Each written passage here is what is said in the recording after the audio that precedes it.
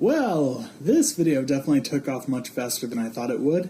Because of the response it got, I thought it'd be fun to kind of do a bit of an insight as to what it was like creating this video, and then maybe answer some of the really commonly asked questions among different websites, as well as the comment section of the YouTube video itself. In case anyone was oh so curious about what the mindset was of creating this thingamajig.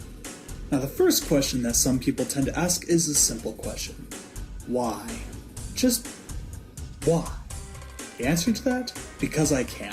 It's funny because it was actually an idea I had for quite a while, since Nintendo kept releasing and announcing HD ports of their previously made games, all while being extremely vague about any future Zelda games.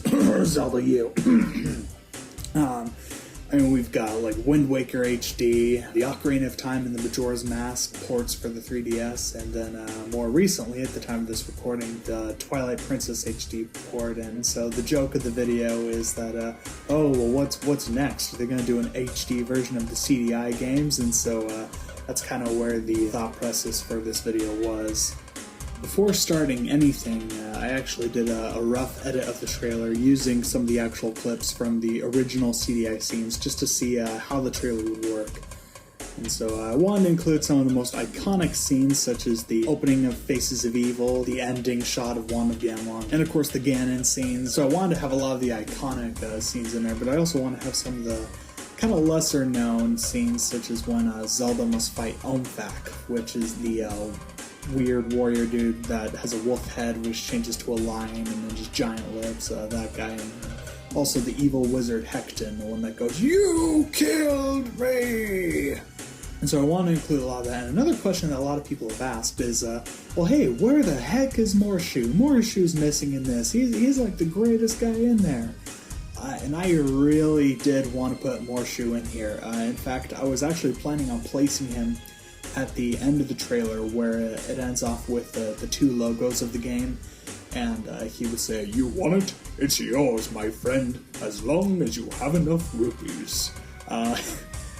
But unfortunately, it just got to the point where I wanted to have this video released by April 1st, and I just didn't have enough time to create the model and do the animation and do all of that, so unfortunately, Morshu was cut out.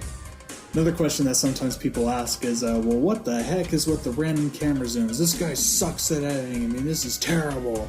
Well, when going into this project, I wanted this video to be an extremely accurate and faithful representation of the original CDI games.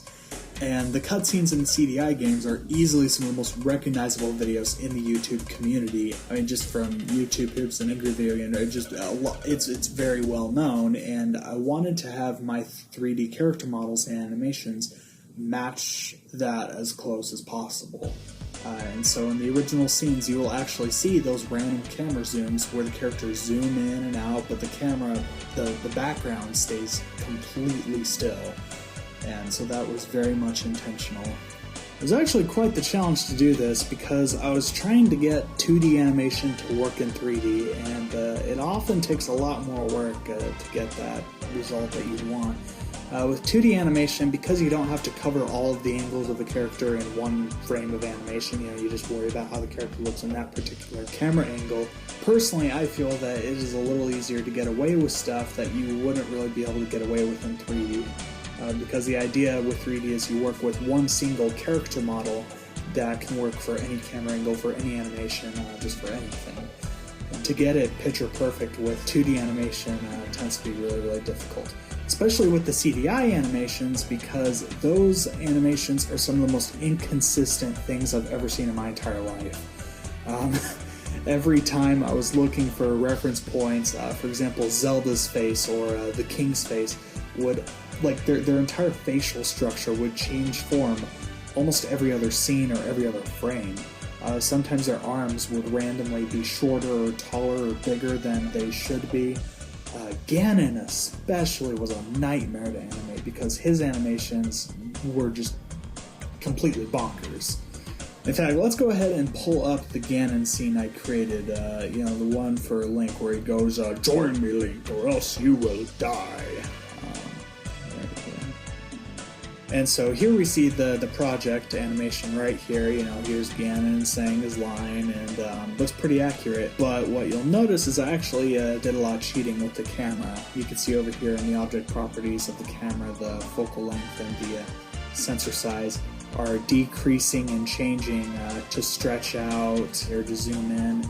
When we actually go to the outside camera, let's go to the outside camera here. This is what Ganon really looks like here. He looks pretty darn messed up, as you can see.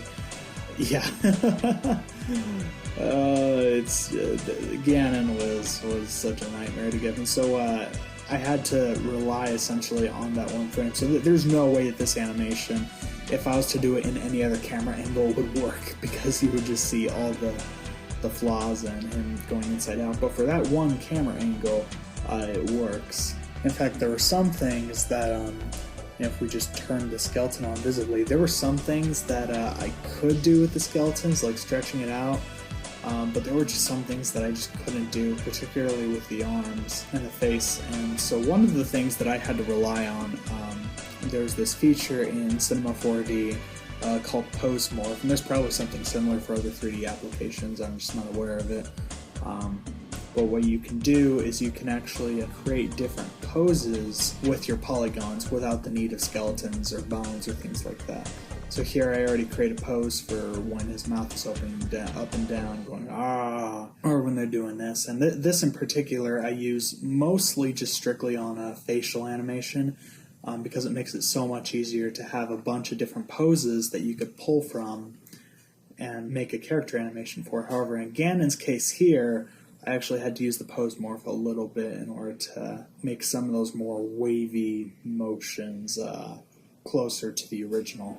So with rendering these videos, I would basically render these out with a completely blank background and with the alpha channel settings turned on, so that way the background's going to be completely invisible. So that way I can go into a program like After Effects or Final Cut or just whatever program to composite these in. Then I would render the background completely separately. And so here's the background for that particular scene, and all I have to do is render that one frame because the background doesn't move whatsoever.